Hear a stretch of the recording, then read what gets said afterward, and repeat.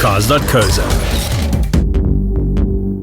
Budget insurance. Affordable because you can't afford not to.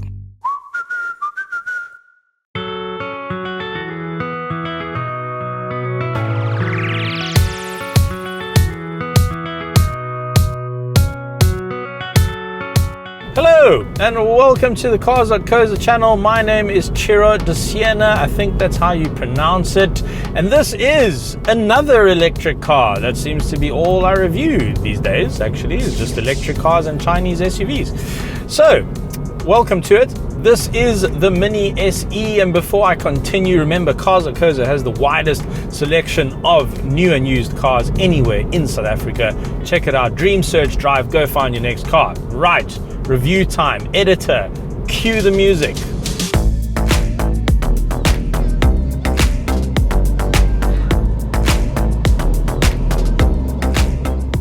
Now this Mini SE is interesting because it is the most affordable electric vehicle in South Africa. This is the entry point to electric mobility right now in the country. I'm a little bit confused about the price because on their website it says 658,000 Rand, and on our site, which is constantly updated from the manufacturers, it says 708,000 Rand. So let's just split the difference and say this is a 680,000 Rand car with a couple of extras.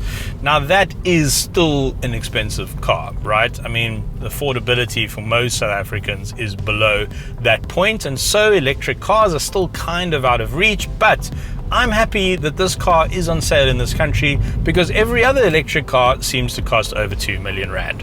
Yes, you can still buy a BMW i3, that's a little bit more expensive. So what are you getting for your money here? Well, under my backside is a 32 kilowatt hour battery, of which 29 kilowatt hours is usable. Now, to put that in context, the BMW iX I just drove, that we reviewed on the channel, has a 111 kilowatt hour battery. 3 times the size. It's obviously a bigger vehicle. So a 29 kilowatt hour battery is quite small. And because this is a much smaller car, it is much more efficient. So where the iX is using 23 kilowatt hours to go 100 Ks, this is using about 15 or 16. So let's start with the plus points. What are the advantages of a small battery? Well, there's only really one, and that's that it doesn't take long to charge this vehicle at all. So if you consider that you get 3 kilowatt hours out of a house plug, you can then charge this car in about 10 hours overnight. So you don't necessarily need a special wall box. However, at the moment, up until the 31st of March, you will receive a wall box for free from BMW or Mini. That's quite a nice thing. That brings your charging up to 11 kilowatt hours, which means you can charge this car literally from 0 to 100% in 3 hours at home. Or if you go to a fast charger, you can charge it in about 30 minutes. So if you pop down to a dealership and use their 50 kilowatt fast charger, the DC charger, you're looking at a full tank here in under 30 minutes. So there are some advantages to a small battery, but let's go to the downsides. Very, very low range. BMW quotes 215 kilometers as kind of your average. It'll go up to 270 officially in some circumstances, in ideal weather and in ideal city driving. However, the official figure for open road driving in cold temperatures, which affects the battery, is 130 kilometers. That's not a lot. And so, as journalists, while we've been test driving this car, we have been experiencing quite a bit of range anxiety. And look, some of that has to do with the fact that we don't have anywhere to charge it at the office, which is a bit of a problem. I don't have anywhere to charge it at home. So like I said in the iX video, if you're going to buy an electric car, you need to be able to charge it at home. It's very, very important. It's just inconvenient to have to run around looking for charging points. But we are increasingly getting to the point where there are EV charging points in your place of work, in new buildings, at gyms, in shopping centers, and that starts to become a bit more convenient. You can get a quick top up while you're in the gym, or in this case, probably if it's a fast charger, charge the battery full. very convenient to charge at work as well. We've got an EV charger in our Joburg head office, and it's great. Get to work, plug it in, do a day's work. By the time you go home, obviously full battery. At first glance, you may not notice that this is a very special Mini, but there are some clues. These asymmetric wheels are exclusive to the electric Mini, and I really like them. There's a special yellow badge in a few places, and up front the nose is pretty much sealed, and on top of the car there is this unique color gradient effect. Inside the car, you'll find typical modern Mini interior features, which I've never quite gelled with. The center stack looks like a slot machine, and I find the design quite fussy. And there are some key features missing, like a reverse camera. I find the seats very tight, and adjusting them feels like doing surgery. Overall, the cabin just feels unnecessarily cramped.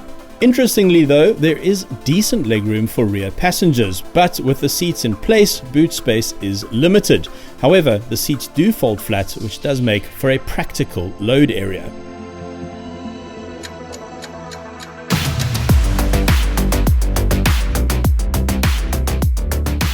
So what's it like to drive an electric Mini? Well, to be honest, it's pretty damn cool. I think the electric drivetrain and the nature of the electric motor actually brings out the best in Mini's typical characteristics. They're always banging on about that go-kart feel, but it just feels even more go-karty in here. And power figures are not massive. I mean, 135 kilowatts, 270 newtons, 0 to 107.3 seconds. Those are not stellar figures, but because you've got that instantaneous torque, it always feels fast. When you put your foot down, you get that whoosh feeling, that pushed back into your seat feeling, and that's really fun. I actually think this is a very fun car to drive. It doesn't seem to feel heavier than any other normal Mini, although when you do push a little bit harder in the corners, the tires do start to complain a little bit. They start chirping, maybe a bit earlier than you would expect. No, I really think that if you are a fan of the performance side of Minis, if you like fast little Minis and nippy little Minis, I don't think you'll be disappointed with this car. So let me take you on a tour of what's happening here in front of me. Battery indicator on my right, power indicator and charge indicator on my left. I've currently got 50% battery and my range is showing 76 kilometers. That's not a lot. And so I don't think that this Mini SE is particularly practical in South Africa. I don't think this car is right for what we need it to do as South Africans.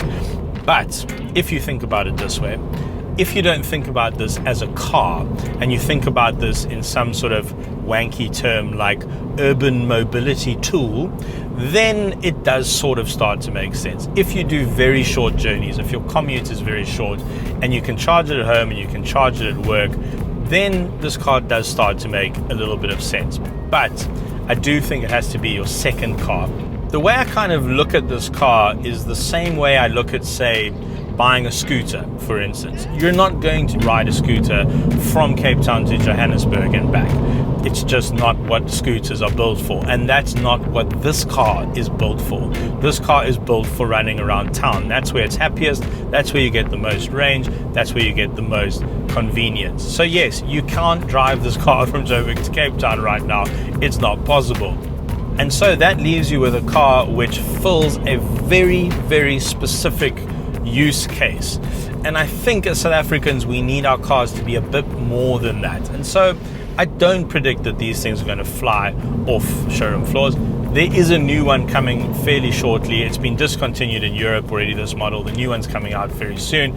And then it'll have a lot more range at about the same price point. Then I think that this starts to make a lot more sense.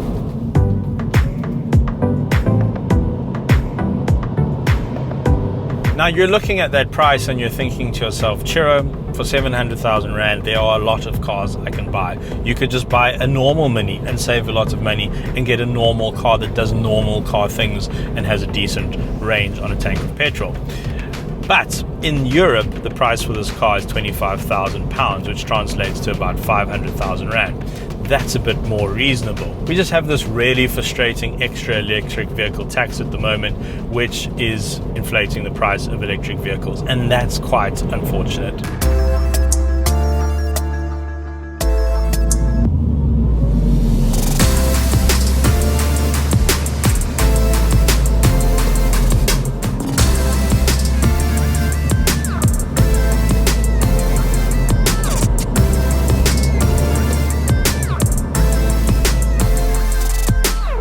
Down here, there's a little interesting switch. So there's a 2-arrow motif with a little outline of a Mini, and that is how you change the strength of the regenerative braking. Now, I prefer to have it at full strength mode because it results in one pedal driving, and I think that's a great way of driving electric cars. It also increases your range because every time you're coasting or going downhill, getting off the throttle, you're sending electricity to the battery. I mean, look at this, right? 75 k's an hour, foot flat. How's that pickup? 100, 110. Okay, I'm gonna end up in the back of a Corsa bucky. That's decent pickup, it really is. Overtaking in this car would be a breeze. But where it really shines is sort of when you're doing about 20 and then you put your foot flat and it's like, woohoo! It kind of makes that roar noise as well. I enjoy it. I have enjoyed driving this car. Just as a package at 700k with this size battery, with this available range, it's not going to make sense for everyone. If you really like Minis and you need it to be your only car and you need to drive down to Derbs every now and then or whatever the case is, just get a normal powered Mini. It'll do the job perfectly fine. Short distances, in and out of work, down to the shops, yeah, I can see this making a bit of sense.